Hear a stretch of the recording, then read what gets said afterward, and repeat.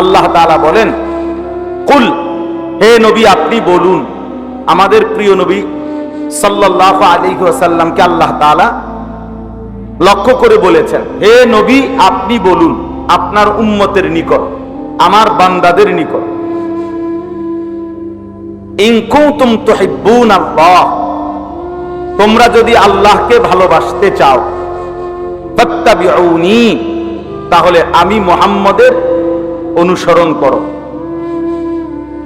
এতে লাভ কি হবে? ইউহিব্বুকুমুল্লাহ, আল্লাহ তাআলা স্বয়ং তোমাদেরকে ভালোবাসবেন। আর কি করবেন? ওয়াগফির লাকুম যুনুবাকুম, এবং আল্লাহ তাআলা তোমাদের সমস্ত গুনাহ মাফ করে দিবেন। ওয়াল্লাহু গফুরুর রহিম, আর আল্লাহই হচ্ছেন ক্ষমাশীল, দয়াবান, দয়াল। এই শেষ অর্থ। তাহলে কি হলো অর্থ? হে নবী আপনি আপনার উম্মতের নিকট, আমার বান্দাদের নিকট বলুন, তোমরা যদি আল্লাহকে ভালোবাসতে চাও তাহলে আমার মানে রসুলের, মুহাম্মদের সাল্লাল্লাহু আলাইহি ওয়াসাল্লাম অনুসরণ করো, ইত্তেবা করো, আনুগত্য করো। তাহলে আল্লাহ তোমাদেরকে ভালোবাসবেন এবং তোমাদের সকল গুনাহ মাফ করে দিবেন। আর আল্লাহ হচ্ছেন খুব বেশি ক্ষমাশীল, খুব বেশি দয়াবান। এই একটা হাদিস পড়ছি, হাদিসটার তরজমা হলো, প্রিয় নবী সাল্লাল্লাহু আলাইহি ওয়াসাল্লাম বলেন, লা ইউমিনু আহাদুকুম, তোমাদের কোন ব্যক্তি, কোন মুসলমান, কোন মুমিন পরিপূর্ণ ঈমানদার হতে পারবে না, হাত্তা ইয়াকুনা হাওয়াহু তাবআন লিমা জিতু বিহি, যতক্ষণ পর্যন্ত না আমি রাসূল যা কিছু নিয়ে এসেছি, যা কিছু করেছি, আমার তরিকা, আমার সুন্নত, আমার অনুসরণ, যতক্ষণ পর্যন্ত না প্রত্যেক ব্যক্তি নিজের চাহিদা, মনের ইচ্ছা, নিজের পছন্দ অপছন্দের উপরে আমি যা নিয়ে এসেছি সেটাকেই একমাত্র পছন্দ না করবে, অনুসরণ না করবে, ততক্ষণ পর্যন্ত কোনো মুমিন, মুসলমান পরিপূর্ণ ঈমানদার হতে পারবে না।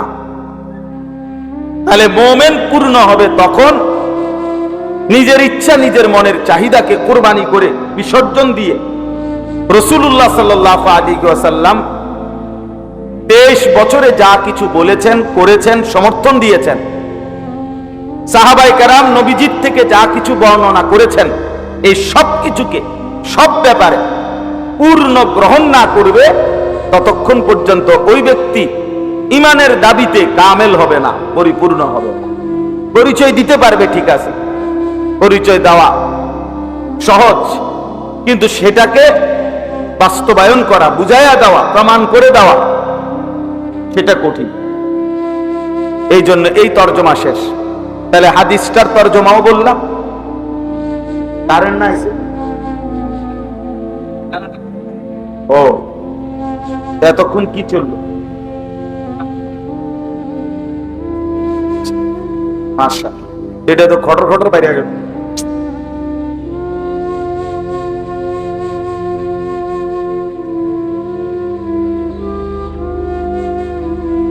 সবাই বুদ্ধি দেন, একজন একজন করে সিরিয়ালে বুদ্ধি দেন। একটা তোমরা রেকর্ড করো বুদ্ধিগুলা, দেখবে এখন 5টা মিনিট শুধু সুযোগ দাও, দেখবা আলহামদুলিল্লাহ কি পরিমাণ বুদ্ধি দেয়। পৃথিবীতে বুদ্ধিতে সেরা বাংলাদেশ, শুধু এমনি খাড় করাই দিলে মাশাআল্লাহ, সবাই মাথা মানে বিজ্ঞানী মাথা। এবার সবচেয়ে মহাজ্ঞানী হলো সাদো খান, একবারে শেষ সেরা মাথা যেটি বাছাই করা। হ্যাঁ, এগুলা সাদো। গোটা বিশ্ব না, শুধু যদি 7 আসমান চালাইতে দেয় ওরা পারবে, ওরা এমন বুদ্ধি হবে, বইয়া বইয়া এমন বুদ্ধি দেয়। চলেন, আল্লাহ আমাদেরকে মাফ করে দেন। তাইলে আমরা কি বুঝলাম ভাই? একেবারে সহজ বাংলা কথা বুঝছি, কথাটা একদম সহজ। 3টা কথা, এক নম্বর হলো আল্লাহকে যদি ভালোবাসতে চাও।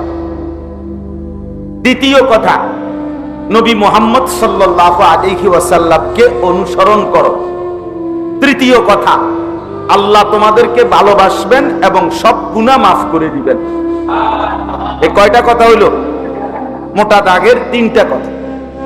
তাহলে এক নাম্বার কথায় আমরা আগে আসি। যদি আল্লাহকে ভালোবাসতে চাও,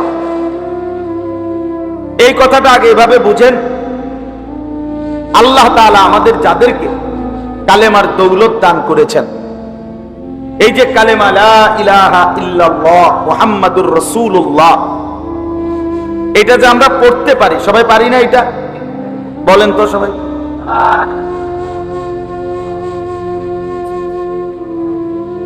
মাশাআল্লাহ, এই কালেমার এই নিয়ামত যে আমরা এটা বলতে পারি, আমাদের দিলেও এটা আছে, আমাদের জবানেও আছে, আমরা নিজেকে প্রকাশও করি যে আমি মুসলমান, আমি মুমিন।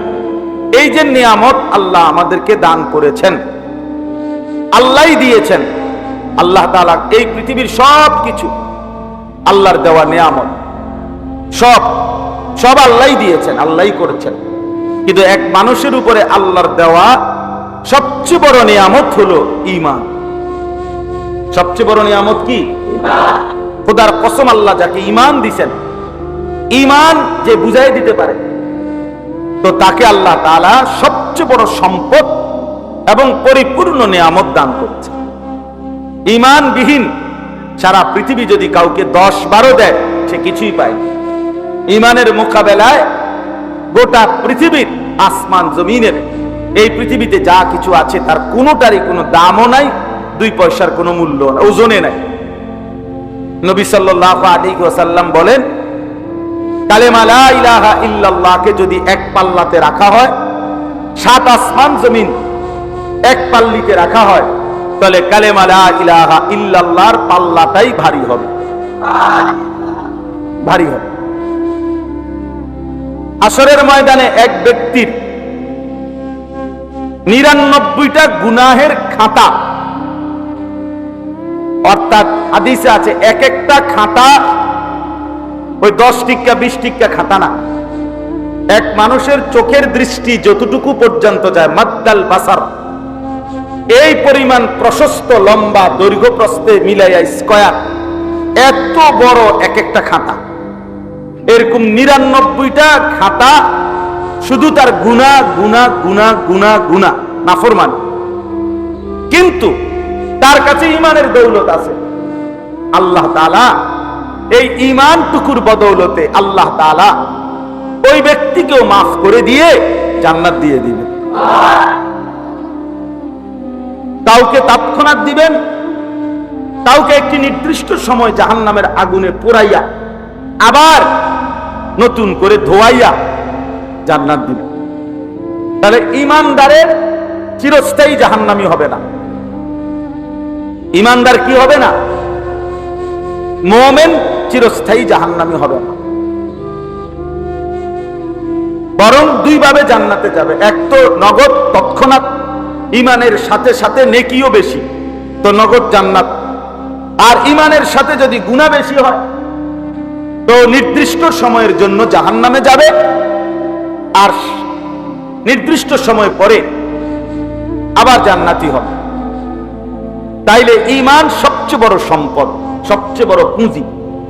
আর এইটা আল্লাহ তাআলা যাকে দান করছেন, তাকেই ভাইয়া সবচেয়ে বড় সম্পদ দান করছে। আজকে ছেলেরা হয়তো তোমরা অনেকে বুঝোও না যে আল্লাহ তাআলা তোমারে কত বড় নিয়ামত। এই যে বলতে পারলাম, এই বছর আমি এই যে বললাম, আমি গত সোমবার পর্যন্ত তাবলীগের সফরে উত্তরবঙ্গ ছিলাম, দিনাজপুর জেলায় 40 দিন পুরা। তো ওই সফরে আমি 72 বছর বয়সী, 72 বছর বয়স একজন ব্যক্তি, এক চাচা, হিন্দু ধর্মের লোক, ওনার 2 ছেলে কালেমা পড়ে মুসলমান হয়েছে আগেই। কিন্তু 2 ছেলের আবদার যে হুজুর আমার আব্বারে একটু বুঝাইতেন যদি। আমরা 3 জন মাওলানা সাহেব, আমি একজন, আরো 2 জন বড় বড় আলেম, এই তিনজন মিলে 2.5 ঘন্টা ওনার সাথে কথা বলছে, ওই চাচার সাথে, 72 বছর বয়স। এই গত মাসের কথা। উনি এ কথা পরিষ্কার বলে মুখ দিয়া যে ঈশ্বর অদ্বিতীয়, ঈশ্বর একজনই, ঈশ্বরের কোনো অংশীদার নাই।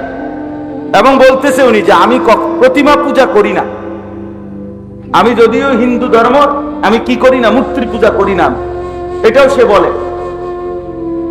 তা আমরা 3 জন কত কাকুতি মিনতি করলাম, বিশ্বাস করো ভাইয়া, 2.5 ঘন্টা কানসি পর্যন্ত। কত দোয়া করলাম, কত ইস্তেগফার করলাম, দুরূদ শরীফ করলাম। চাচারে বুঝাইতে বুঝাইতে বললাম, চাচা এই যেটা আপনি এখন বলছেন এইটাই শুধু আরবিতে বল, লা ইলাহা ইল্লাল্লাহ, কথাটার অর্থ এটাই চাচা, এই যে ঈশ্বর অদ্বিতীয়, ওনার কোনো অংশীদার নাই, এইটাই কথা, এইটাই। আপনি শুধু এই আরবিটা কর, আপনি জীবনের তরে আপনার পরকালটা বাইচা যাবে। বহুত কাকুতি মিনতি করছে। ওনার 2 ছেলে মুসলমান, উনি এটা বুঝে, ওরা কিছুই বলে না উনি, কিন্তু এতক্ষণ পরেও ওনার কথা হলো না আমি এটা মুখ দিয়ে বলতে পারি, বলে নাই। আমরা কানসি পর্যন্ত, এখনো মনে হয় হায়। তখন আমি আমাদের জামাতের সাথীদেরকে বললাম, দেখেন 72 বছর বয়স হয়ে গেছে এক মানুষ, তার জবান দিয়ে কোনোদিন কালেমা লা ইলাহা ইল্লাল্লাহ উচ্চারিত হয় না।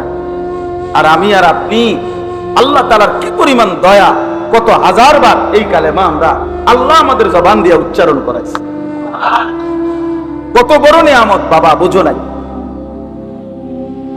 তোমার জামা তোমার নিয়ামত না, তোমার জামা তুমি বদলাইয়া ফেলো। তোমার কোনো প্যান্ট, এটা তোমার খুব বেশি সুখের কিছু না, এটা তুমি কিছুদিনের মধ্যে বদলাইয়া ফেলো। তোমার জুতা তুমি বলো কতবার বদলাইছো, নিজেরটা তো নিজেই বদলায়, নিজের চলাফেরা, নিজের স্টাইল সবই তো বদলায় ফেলে মানুষ। কিন্তু এই কালেমা, এই দৌলত, এই ঈমান, এটা এমন এক দৌলত, এমন এক নিয়ামত, যেটা মৃত্যুর সেকেন্ড পর্যন্ত বদলানো যায় না, বাদ দেওয়া যায় না। বাদ দিলে সব শেষ, আর থাকলে আখিরাত নিরাপদ। নবী সাল্লাল্লাহু আলাইহি সাল্লাম বলছেন, যার শেষ কালেমা লা ইলাহা ইল্লাল্লাহ দাখালাল জান্নাহ, সে জান্নাতেই প্রবেশ করবে। তো এই যে ঈমান আল্লাহ আমাদেরকে দিলেন, সর্বশ্রেষ্ঠ নিয়ামত, এটার মোকাবেলায় পৃথিবীর কিছুই নাই। এই নিয়ামত আল্লাহ দেওয়ার কারণে আল্লাহই দিয়েছেন। আর আল্লাহ তাআলা তিনি বললেন যে আমার মুমিন বান্দার নিকটে, আমার ঈমানদার বান্দার কাছে, যারে আমি ঈমান দিলাম, লা ইলাহা ইল্লাল্লাহর নিয়ামত দিলাম, আল্লাহ নিজে বলছেন, কথাটা বুঝেন, আল্লাহ নিজে বলছেন আমার সেই মুমিন বান্দা যাকে আমি ঈমান দিলাম, মুমিন বানালাম, মুসলমানের পরিচয় দিল, তার নিকটে সবচেয়ে বেশি প্রিয় ভালোবাসার পাত্র সেটা যেন হয় আমি আল্লাহ। কে? তাহলে মুমিনের 1 নম্বর প্রথম প্রিয়জন কে? ওয়াল্লাযীনা আমানু আশাদ্দু হুব্বান লিল্লাহ। এই যে সরাসরি কোরআনের আয়াত, আল্লাহ বলে যারাই ঈমানদার হলো তারা যেন সবচেয়ে বেশি, আশাদ্দু হুব্বান, এর চাইতে অধিক বুঝানোর মতো শব্দ নাই, সবচেয়ে বেশি ভালোবাসা লিল্লাহ, আল্লাহর জন্য।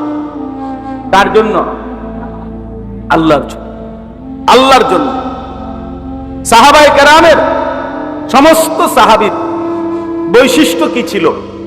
আল্লাহ বলছেন রাদিয়াল্লাহু আনহুম ওয়া রাদু আন। সাহাবীরা আমার এমন, আমার বন্ধুর, তাদের ঈমান এত সুন্দর, তারা এমন মজবুত মুমিন যে তারা এমন যে আমি আল্লাহ তাদেরকে ভালোবাসি, তারাও আমাকে পূর্ণ ভালোবাসে। তাহলে সমস্ত সাহাবী সবচেয়ে বেশি ভালোবাসতেন কাকে? প্রথম আল্লাহ, প্রথম আল্লাহ। মুমিনের প্রথম ভালোবাসা আল্লাহর জন্য। আল্লাহ তাআলা বলেন জমিনে আমি মুমিন ঈমানদারকে কেমন দেখতে চাই, ঈমানদার বান্দা আমার কেমন হওয়া উচিত। আল্লাহ বলেন এমন হওয়া উচিত ইউহিব্বুহুম ওয়া ইউহিব্বুনা, আমিও তাদেরকে ভালোবাসবো, তারাও আমাকে ভালোবাসবে। এই হওয়া উচিত, এই হওয়া উচিত। যদি এমন হয় তা আল্লাহ বলেন কবরে মৃত্যুর সময় এই খুশি খুশি ভাবে আমি আল্লাহ তাআলা সন্তুষ্ট চিত্তেই তাকে আমার কাছে ফিরিয়ে নেব। ইরজিই ইলা রাব্বিকা রাদিয়াতাম মারদিয়া, আল্লাহ বলবেন মৃত্যুর সময় নেককারকে, আমার বান্দা আমার কাছে ফিরে আসো, এই অবস্থায় আমিও তোমার উপরে সন্তুষ্ট, তুমিও আমার উপরে সন্তুষ্ট। তাইলে আমার ভাই, একজন মুমিনের সবচেয়ে বেশি ভালোবাসা কার প্রতি? তাহলে এটা অর্জন করতে হয়, ভালোবাসা বাড়াইতে হয়, আল্লাহকে ভালোবাসতে হয়। আল্লাহর ভালোবাসা আমাদের দরকার, আল্লাহর ভালোবাসা আমাদের কলিজার মধ্যে আসতেই হবে, বাড়াইতে হবে। এই বাড়ানোর জন্য, ভালোবাসা লাভ করার জন্য আল্লাহ তাআলা একটা সহজ প্রেসক্রিপশন এই আয়াতের মধ্যে বললেন, ইন কুনতুম তুহিব্বুনাল্লাহ, যদি আল্লাহকে ভালোবাসতে চাও। তাহলে আগে বলেন আল্লাহকে ভালোবাসা একজন মুসলমানের জন্য উচিত কিনা? সবাই বলেন উচিত। কয় নম্বরে? 1 নম্বর। মুমিনের প্রথম ভালোবাসা কার প্রতি? আল্লাহ। তো আল্লাহ বলেন সেই ভালোবাসা যদি অর্জন করতে হয় তোমার করণীয় কি? করণীয় একটাই কাজ। আমি একজন বন্ধু পাঠাইছি, সেই বন্ধুকে আমি সব বলে দিছি, দেখায়া দিছি, তোমরা শুধু বন্ধুকে অনুসরণ করবা, তাইলে বন্ধুকেও পাইবা, বন্ধুর খোদা আমি আল্লাহ আমারও পাইবা। খালাস। ফাত্তাবিউনি, দ্বিতীয় কথা, আমার বন্ধুর অনুসরণ করো, প্রিয় নবী মুহাম্মদ সাল্লাল্লাহু আলাইহি সাল্লামের অনুসরণ করো। তাইলে প্রিয় ভাই আমার, বাবা আমার, ছেলেরা আমার, সবার কাছে অনুরোধ, আল্লাহ তাআলা দ্বিতীয় কথা এটাই বললেন যে আল্লাহর ভালোবাসা যদি অর্জন করতে হয় প্রিয় নবী সাল্লাল্লাহু আলাইহি সাল্লামকেই অনুসরণ করো। ফাত্তাবিউনি, আমাকেই অনুসরণ করো। বিশ্বাস করেন পৃথিবীর কোন অভিধানে, পৃথিবীর কোন ডিকশনারিতে, পৃথিবীর কোন ভাষায় ফাত্তাবিউনির অর্থ শুধুই ভালোবাসা এটা নয়, বরং অনুসরণের মাধ্যমে ভালোবাসা।